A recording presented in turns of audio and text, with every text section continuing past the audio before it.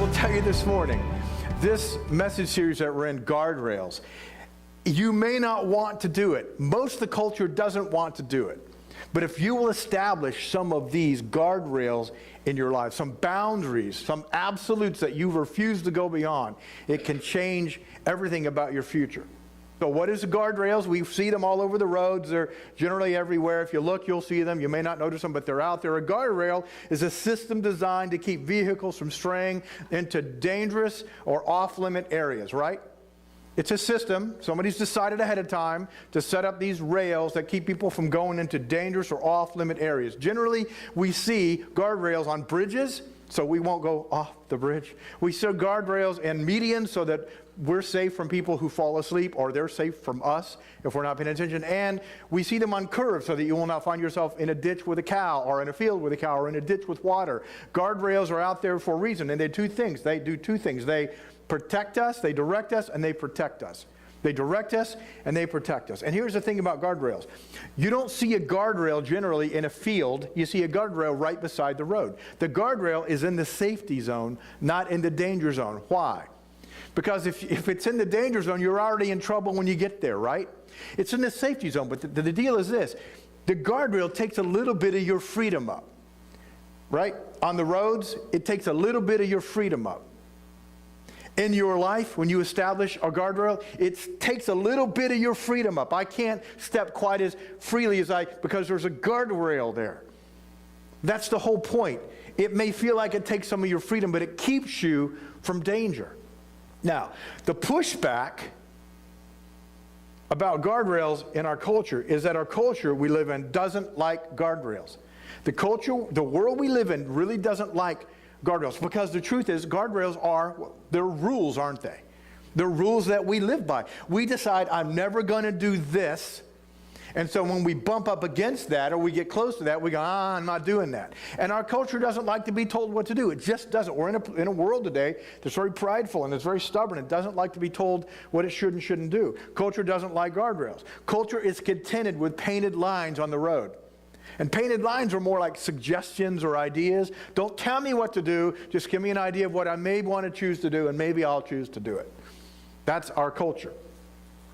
So this idea of guardrails, living with guardrails in our lives, is not valued in our culture. It's not even encouraged in our culture. And even though our culture doesn't like guardrails, doesn't encourage guardrails, our culture will shame us and blame us when we run our lives into a ditch. You know, I'm right. If we run our morals into a ditch, or we get caught, or we ethically or morally or in our marriage life or in our kids, we find our family in a ditch, our culture will be merciless to us. But yet, our culture doesn't encourage guardrails. Some of our greatest regrets could have been avoided if we would have set up some guardrails in our lives. There's no doubt some of your greatest regrets could have been avoided if we'd have set up some guardrails, and can be avoided if you'll set up some guardrails in your life. So if you decide to establish guardrails in your life, you may not be celebrated, but guaranteed you will have fewer regrets in your life, and you will have a more purposeful and a more meaningful life. Why? Because all the things that sidetrack you and injure you and distract you and keep you messed up, you won't go into. You'll literally stay in this safety zone because you set up a guardrail that kept you from smoking that, or drinking that, or doing that, or going there, or being with him, or being with you. You set up a guardrail that's put up literally a barrier of safety for you. And you'll find yourself, if you decide to live with guardrails, not necessarily being popular because of it in our culture, but being happier because of it. Did you know this? This is really important. This is true. A good parent knows this. A good mother knows this. Our friends determine the direction. Our friends determine the direction and the quality of our lives. Did you hear that? Our friends determine the direction and the quality of our lives, which is true. That our friends determine the direction and the quality of our lives. And let me say it like this. The thing that makes friendship so great, all right, so marvelous, is also the thing that makes it so hazardous. and so dangerous. The thing about being friends, the great thing about being friends, and this is supposed to happen. This is the way it's supposed to happen. The great thing about being friends is that you drop your guard when you're with your friends, don't you? You let down your guard when you're with your friends. And that's just the nature of friendship. That's the way it is.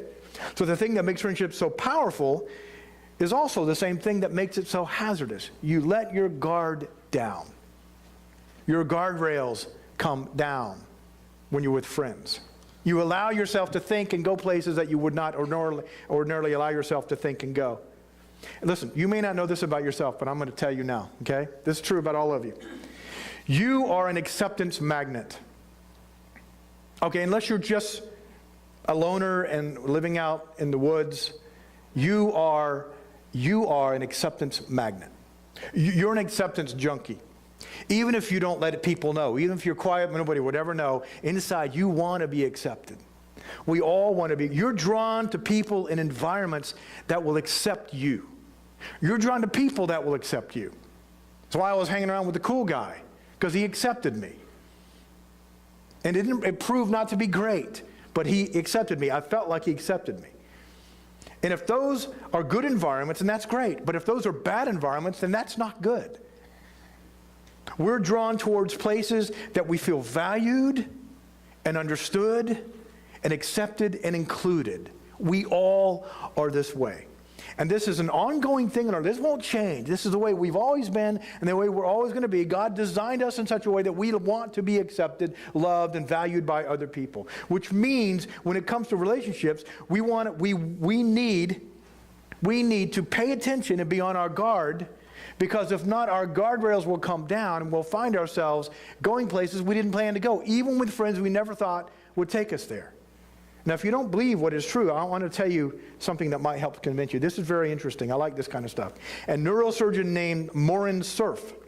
He's a professor at Northwestern University.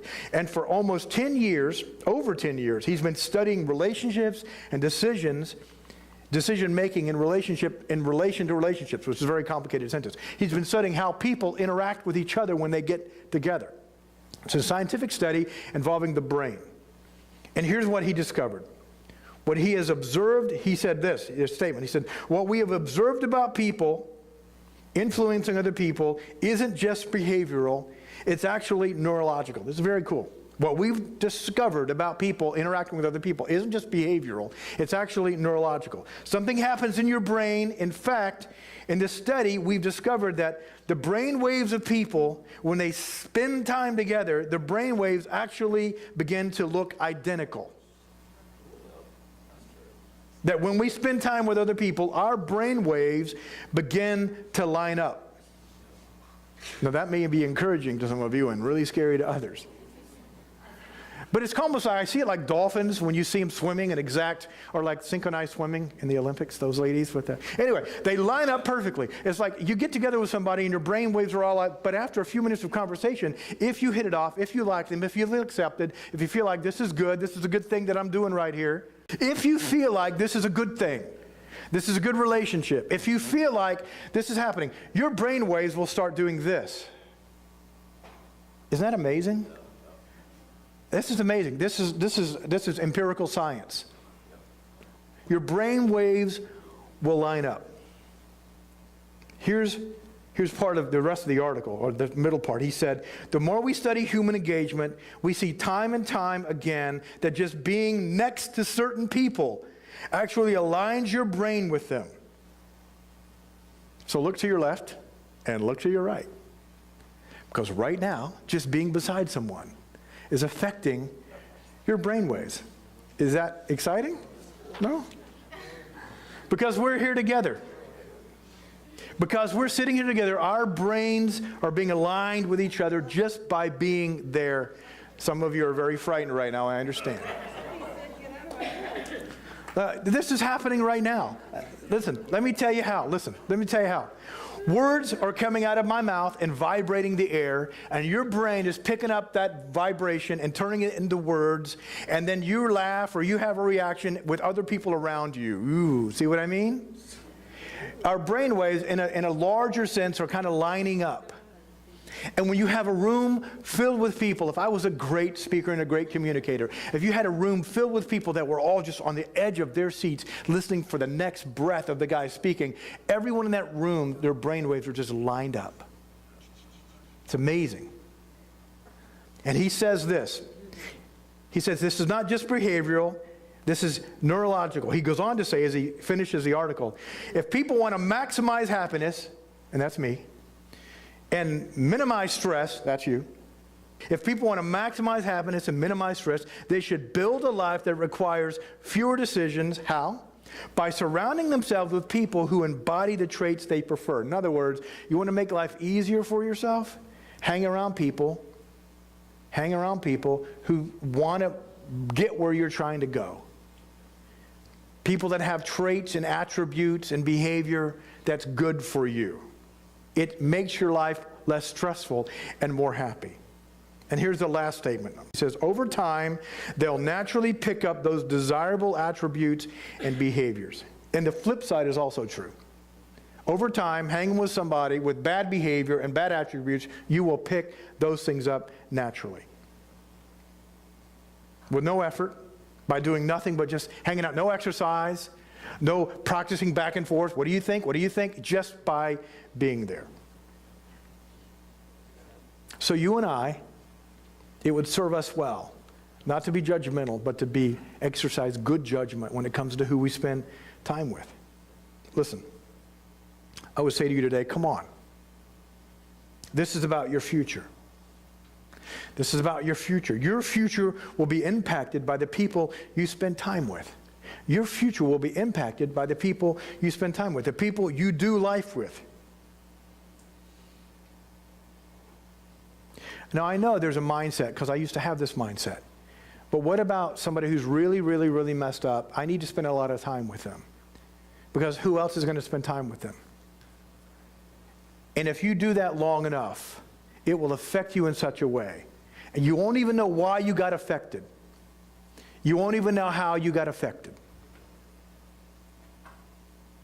But it will affect you in such a way that your life will not be what it would have been without that friendship, without that relationship. Now, this is interesting. Thousands of years ago, a king wrote about this long before you and I were even a thought. King Solomon. He was the third king. The first king was Saul in Israel. The second one was David, and then Solomon, David's son. And Solomon in Israel wrote something about this. He considered to be the wisest man who ever lived throughout most of history. And 3,000 years ago, he makes a statement that punctuates what scientists have discovered in our day. In Psalms 13:20, he said this. He said, walk with the wise and become, say it with me, wise. Walk with the wise and become wise. And become wise. That's it.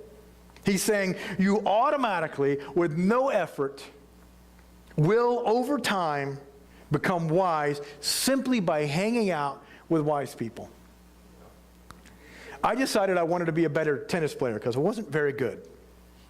And so when I was in Nashville, I started trying to play tennis with guys who were really good. I went to a really big church. There were some guys who were phenomenal tennis players. And I tried to start hanging out with them and playing tennis. And I will tell you, at first I didn't like it at all because it exposed the weaknesses in me and how bad I really was. But I just kept going because, you know what? They kept inviting me. They acted like they valued me. I know when I got on the course, they had to decide who was going to get Rick today. You know what I'm saying? If we were going to play doubles, because they probably flipped a coin and, oh, man. But I will tell you, my tennis improved multiple times over playing with these guys. That's been true in every aspect of my life.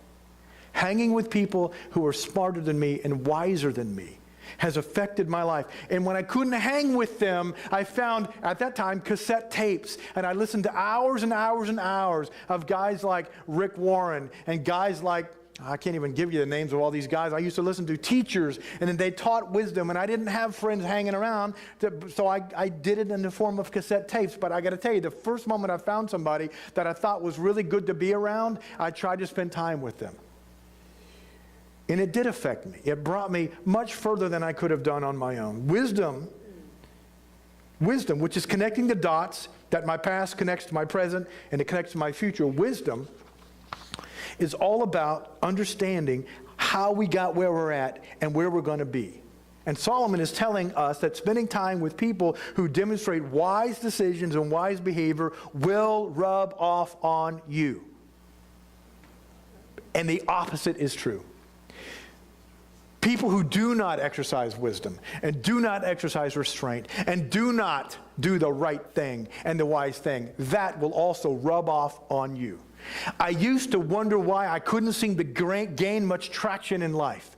Why was I always just kind of running into the same walls? Because I was hanging around with some people that ran into those walls also, and I felt at home with them, right? And I felt like, I get them and they get me, but we didn't help each other. And I had to decide at some point I had to pull back, find a loving, kind, tasteful way, discreetful way to pull back and to walk out of that relationship. And yeah, I got something, what's wrong with you? You judging me, what's your deal? But I had to step back and I had to walk away if I ever wanted to change. Now, listen what it says as it picks up. It says, walk with the wise and become wise for, and that word for is a contrasting word. You could actually put the word but in there. And when I read it as a kid, I actually put that word but in there because that's kind of what it means. Listen, it says, walk with the wise and become wise, but a companion of fools, what? Suffers harm. A companion of fools. Now you would almost think it would say a companion of fools will become a fool, right? That's an obvious thing to the writer here. Like really, that's a foregone conclusion. He's saying, yeah, you're going to become a fool, but you're also going to suffer harm. Now listen, we don't like to call people fools, right? It's bad to call people a fool. In the Jewish world, a fool was a person who did not live carefully. When you look through the Proverbs and look through the Old Testament, a fool was a person who did not live carefully. Someone who did not make the connection between the past, how it affects the present, and how it affects the future. A fool is somebody that just lives for the day. Somebody who takes no care for tomorrow. Now we almost do that. Oh, don't worry about tomorrow. Live in the day. In the Jewish world, that was a fool. If you didn't think about tomorrow and make plans for tomorrow, you were considered a fool. You will actually suffer harm in your life, difficulties in your life, hardships in your life, because you spend time with fools. It will affect you badly in some way. It's a proximity thing, right? It's a proximity thing. As they go, you go. As their lives go, your life goes. As their life goes down, your life goes down. It's affected that way. And you say, well, but I don't do the things they do. You give yourself long enough to hang around with somebody, you will begin to think the way they think. You may not do the exact things they do, but you'll begin to think the way they think and make decisions the way they make decisions. And our neuroscience will say, yeah, hang around with them long enough, and everyone who knows you will see the difference in you. And you'll become a fool as they are. And good parents get this. This is what Solomon is saying. He says, friends who aren't careful, listen, friends who aren't careful with their lives will not be careful with your life. Friends who aren't careful with their health are not going to be careful with your health. Friends who aren't careful, who don't have any faith, will not respect or care about your faith. They won't understand it. They won't respect it. So they'll want you to do something on a Sunday when you value this, and they won't get it, and I understand that. If I hadn't had an experience with God and my life been turned over, I wouldn't get this. I wouldn't be here. I'd find something else to do, probably sleep late on Sundays. Friends who don't take care of themselves will not take care of you. Listen, this is the truth. Friends who lie and cheat like it better when you lie and cheat also. Because if you stand for something that they violate in their lives, they feel like you're judging them. They're not comfortable with you. The point of guardrails is to light up our conscience so you will not veer into the danger zone. Light up your awareness, your conscience, so that your life will not veer into the danger zone. So over the next few minutes, as I close this message out, I want to give you 5 suggestions as it relates to guardrails and your friends and your associates. Okay, I've spent this entire time building up to this, wanting to convince you that what I'm going to give you now is vitally important. And I hope you're there. So number one, when it dawns on your core group, I want you to ask these questions. Okay, these are 5 questions you can ask. Number one, when it dawns on you that your core group isn't moving in the direction you want your life to be moving, that should light up your warning light, your conscience. Like, that's a warning. There's a guardrail. It's not a judgment thing, it's a wisdom thing. It's a good judgment thing. Where people are headed is an indication of where they're going, right? Where they're headed is an indication of where they're going to end up.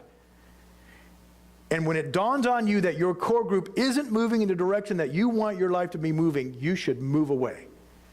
And it's not going to be easy. Because there are attachments there that you've allowed, and you've got attachments in them, and they've got some in you. But you have to move away. If they want to follow you into your faith, into truth, then maybe you can negotiate that. You see what I'm saying? But you have to move away. You're never mean to someone, but sometimes you have to call them to come. If they won't come, you have to let them stay where they're at. Number 2, when you catch yourself, we do this as adults. When you catch yourself pretending to be someone other than who you really are. If you lie to yourself long enough, you'll become someone other than yourself. Did you know that? If you act like someone else long enough, you'll become someone else. We talk about here on stage, when you want to put on love, you act like you love someone. Isn't that disingenuous? No, it's acting like you love them. And when you act like you love someone, you know what they're going to feel from you? Love. It's like giving somebody, when you act benevolent and generous and you give somebody food or money, but you're acting. Is that disingenuous? Well, the result is they got food and they're taken care of. They feel like you cared. And what happens is you're affected by that. And if you lie to yourself long enough, you'll become someone other than yourself. So when you catch yourself pretending to be someone other than who you really are, let that be a warning. You need to step away. Number 3, when you feel pressure to compromise who you really are, you need to step away. Not step away momentarily. I'm talking about pull out. And as I said a minute ago, maybe you can call them to come, but you got to pull out. And sometimes I've called people to come and they've come and they didn't want to change. They just still wanted to be buds. And I had to step away. And I'm telling you that they're going to feel like you're mean, that judgmental Christian. But you have to exercise good judgment for you, or your life will never go where you dream it will go. Some people have never achieved what they should have and could have because they didn't get this principle, and they stayed anchored to relationships that kept them from rising to where God intended for them to be. Number 4, when you catch yourself thinking, I'll go, but I won't participate. When you catch yourself thinking, I'll go, but I just won't participate. Listen, you wouldn't buy that if your teenager said that to you, would you? Would you? Would you buy that if your kid said, listen, I'm going to go, Dad. I know there are a bunch of 7 guys and I'm this little girl and everything, but I'm not going to get involved in what they're involved in. You know, you would say, yeah, you're going to go. I'll go with you. You can be 8 men and you. You're not going, honey.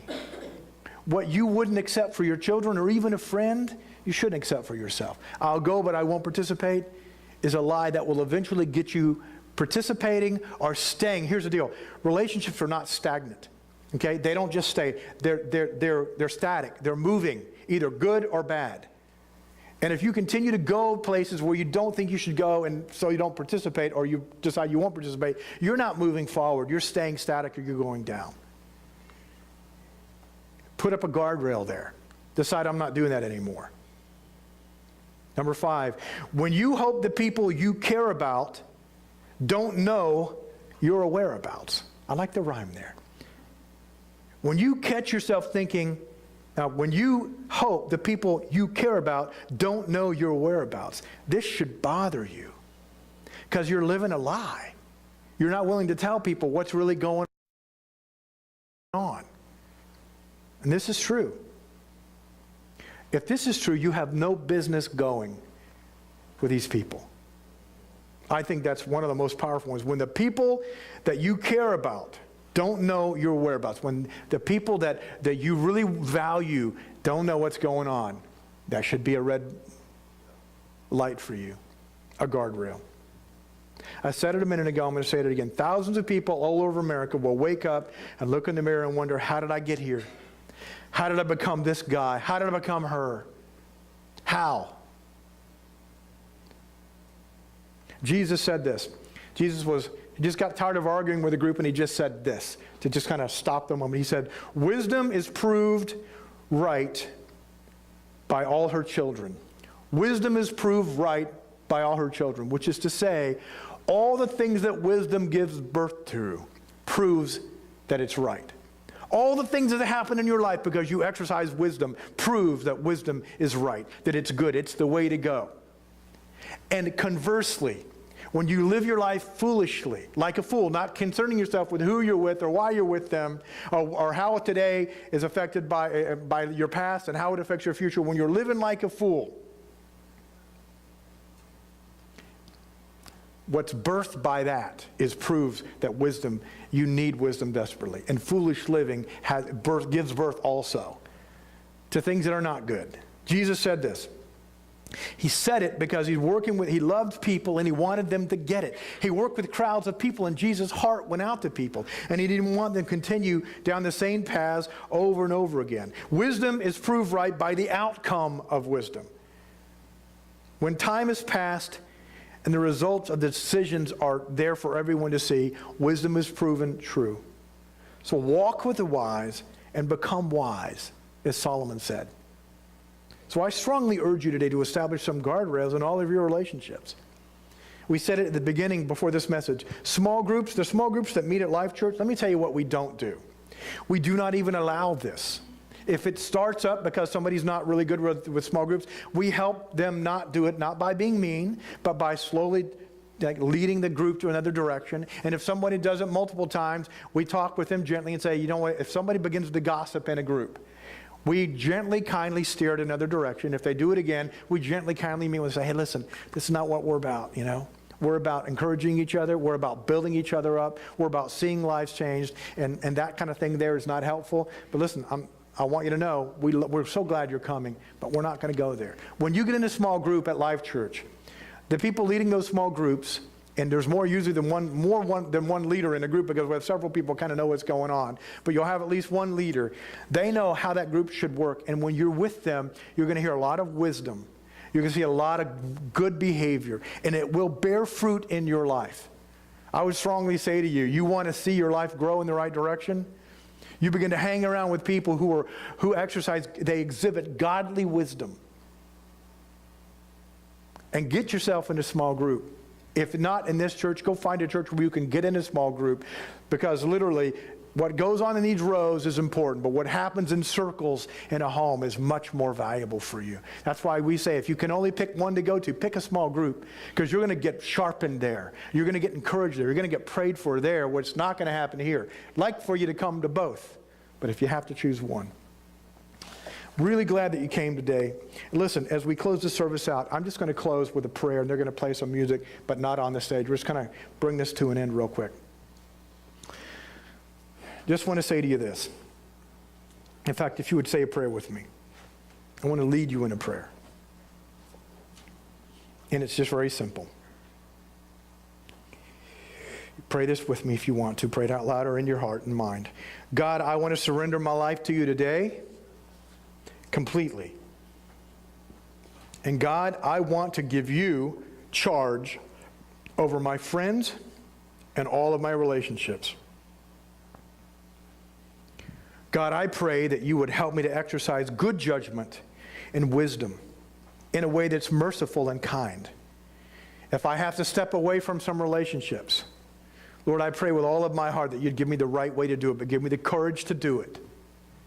God, help me to look around and see who are the people that I'm with, that I'm hanging with and spending a lot of time with. Are they going to encourage me to grow in my faith with you, Lord, or just keep me stagnant? God, I pray with all of my heart that you would help me follow you completely. and all the things that you have for me, Lord. Help me to move that direction. And whoever I need to leave behind in order to do that, give me the courage to do it. Lord, I surrender my life to you today. I lay down my opinions and my pride and my ego and my brain that tells me I don't really need this. And I want to just humbly say, God, I need you. Help me today. Help me help other people, Lord.